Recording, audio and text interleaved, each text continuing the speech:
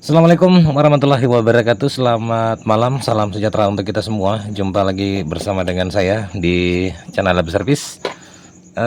Berkali-kali teman-teman ya, servisan rice cooker ini mereknya Miyako ya. Itu ya. Bisa kelihatan deh. Oke. Sama kerusakan teman-teman ya. Semuanya mati total. Sebenarnya saya tidak buatkan tutorial, tapi saya teringat ada beberapa pertanyaan di channel saya tentang rice cooker seperti ini yang pernah saya upload ya.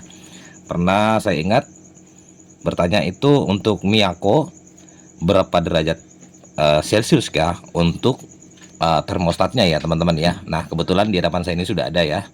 Jadi saya langsung beritahu saja untuk tingkat kepanasan dari termostat rice cooker merek Miyako itu dia di 81 derajat Celcius ya. Nah banyak pertanyaan, cara ngukurnya gimana bang untuk termostat seperti ini, untuk mengetahui apakah termostatnya itu normal atau tidak. Oke, saya akan jawab juga nanti teman-teman, sekalian saya buatkan tutorialnya ya. Kemudian ada pertanyaan juga yang mengatakan nasinya matang mas, cuman pada saat udah matang kenapa nasinya nggak panas ya. Nah kerusakan juga sebenarnya ada terjadi di area termostat seperti ini teman-teman ya. Jadi cara kerja dari termostat ini pada saat dia dingin seperti ini, maka dia ini kan nyambung ya. Jadi cara kerjanya itu seperti saklar dia teman-teman ya. Dia berfungsi seperti saklar ya. Nanti pada saat panasnya itu melebihi dari 81 derajat Celcius untuk Miyako ya, karena setiap rice cooker itu kan beda-beda untuk nilai derajat Celciusnya ya.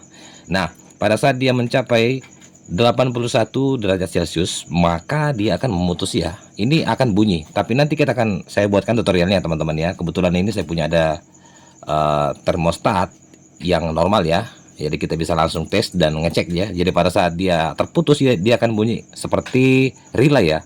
Ada bunyi seperti tik seperti itu. Oke ya. Nah, intinya yang saya buatkan tutorial sekarang adalah bagaimana cara kita mengecek termostat yang normal ya. Oke. Kita mulai saja teman-teman. Jadi kerusakannya ini mati total ya. Mati total itu kerusakannya pastinya ada di sini teman-teman ya. Ini adalah termofius ya. Nanti kita akan ganti ya. Tapi saya akan mengurai dulu cara kerja dari termostat ini. Oke. Saya pindahkan ke sini teman-teman ya. Ntar tak matiin dulu lampu. Oke, di sini ada dua ya. Kalau untuk Miyako, sekali lagi saya beritahu ya berapa derajat Celcius untuk nilainya ya. Untuk bawaan dari Miyako itu adalah 81. Kendalanya kalau misalkan teman-teman tidak membeli di toko elektronik tidak dapat 81, bisa teman-teman melakukan pergantian di atas dari 81 ya. Bisa dari 84 atau 85. Yang penting selisihnya jangan terlalu besar ya teman-teman ya. Nah, oke, seperti itu. Nah, sekarang kita akan lanjut ke inti dari tutorial saya pada malam hari ini. Di hadapan saya ini ada dua buah termostat ya, teman-teman ya. Yang satu ini nilainya itu 100 derajat Celcius ya, teman-teman ya. Nah, cara kerjanya cukup mudah sih sebenarnya, teman-teman. Kalau pingin tahu ya dari cara kerja dari termostat ini, seperti saya katakan bahwa termostat ini dia itu berfungsi sebagai saklar ya. Jadi pada saat dia mencapai titik panas dari rice cooker ini, maka dia akan memutus ya teman-teman. Sebab kalau termostat ini tidak digunakan di sini ya, maka nasinya itu pastinya akan berkerak ya, kering ya teman-teman ya. Karena ini kan dia nyambung terus ya. Kalau dia rusak ya seperti itu, nasinya pasti kering ya.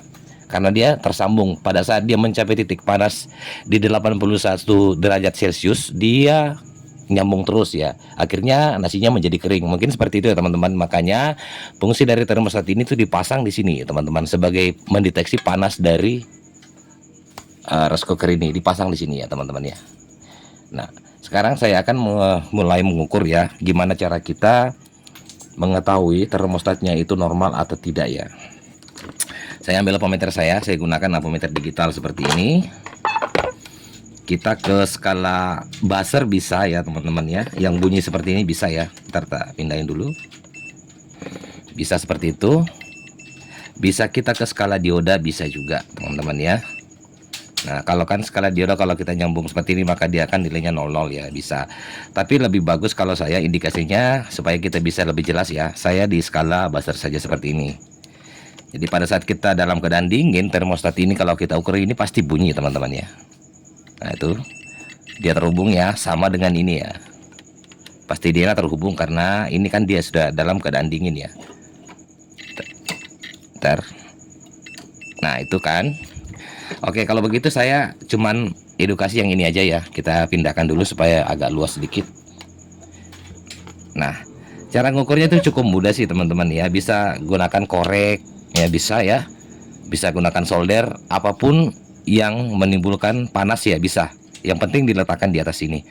Nah, saya akan edukasi dengan menggunakan solder ya. Saya letakkan seperti ini aja biar aja apometer saya bunyi terus ya teman-teman ya.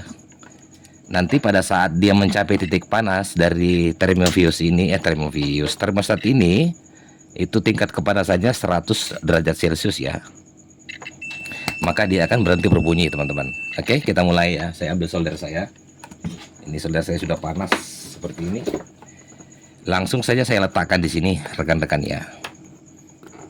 Biar tidak bunyinya tidak lama dari apometer saya. Sebentar saya letakkan. Saya letakkan saja solder seperti ini. Kita tunggu panasnya, ini pasti nyambung ya pastinya ya, kita mau coba ya. Oke, bisa teman-teman dengar ya, apometer saya masih bunyi. Kita stop dulu. Nanti pada saat ada bunyi tik ya kayak di relay, pastinya termostat ini tidak akan tersambung. Dengar ya teman-teman ya, kita letakkan solder segini terus aja. Nah, itu berbunyi teman-teman. Sekarang saya ukur ya, nanti keburu dingin. Nah, ini sudah tidak bunyi, berarti dia sudah memutus ya. Nah, ini oke, kita tunggu sampai dingin ya. Nanti pada saat dia dingin maka ini akan bunyi ya. Ini teman-teman ya, ini masih terputus karena masih itu sudah mulai lagi terhubung ya. Oke, ini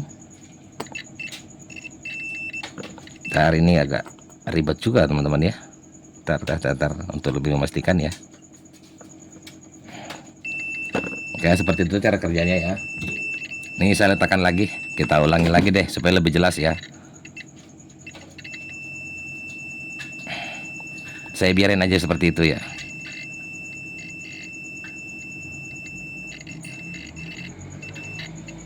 Ini tarik lagi ya. Nah, itu sudah bunyi teman-teman. Jadi kita langsung ukur ya. Kalau sudah bunyi seperti itu, seperti ini aja. Ini kan tidak bunyi ya. Kita tunggu sampai bunyi teman-teman. Jadi pada saat dia dingin, maka dia akan nyambung lagi. Ntar, aduh, agak ribet. Tangan cuma satu. Ini pasti nyambung lagi teman-teman karena sudah dingin ya. Nah, itu. Ntar ya, saya ulangi supaya lebih jelas ya teman-teman ya. Mudah-mudahan teman-teman tidak jenuh ya teman-teman. Ini saya cuma memperjelas saja cara kerja dari termostat ya, seperti itu ya. Ya, kita pastikan connect ya. Oke, stop dulu, nanti pada saat dia bunyi baru kita nyambung ya prop merahnya. Ini masih nyambung pastinya karena belum bunyi ya. Nah, itu bunyi.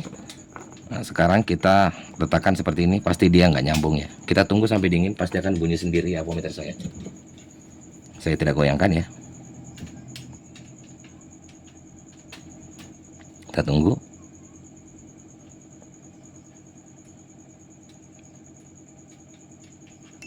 Nah, itu ya bunyi ya teman-teman ya.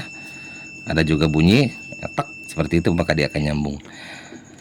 Mungkin seperti itu ya teman-teman ya, cara kita melakukan pengecekan untuk termostatnya ya, yang ini ya. Jadi misalkan kalau teman-teman dapat kasus nasinya itu misalkan udah matang tapi kurang panas, itu bisa juga indikasi kerusakannya ada di area termostat ini. Bisa dikatakan termostat itu error ya, belum mencapai titik panasnya dia sudah terputus. Seperti itu teman-teman ya. Kalau sebaliknya, kalau nasinya itu kering dan berkerak, oke, berarti termostat ini juga mengalami error ya, dia nyambung terus ya, tidak terputus. Mungkin seperti itu ya penjelasan saya dari channel Labis Service. Kalaupun cara menjelaskan saya mungkin tadi ada yang kurang jelas, boleh teman-teman bertanya di kolom komentar ya. Insya Allah dengan sebisa saya akan menjawab pertanyaannya. Lebih dan kurangnya mohon dimaafkan dari saya dengan ucapan wassalamualaikum warahmatullahi wabarakatuh. Sampai jumpa di tutorial selanjutnya.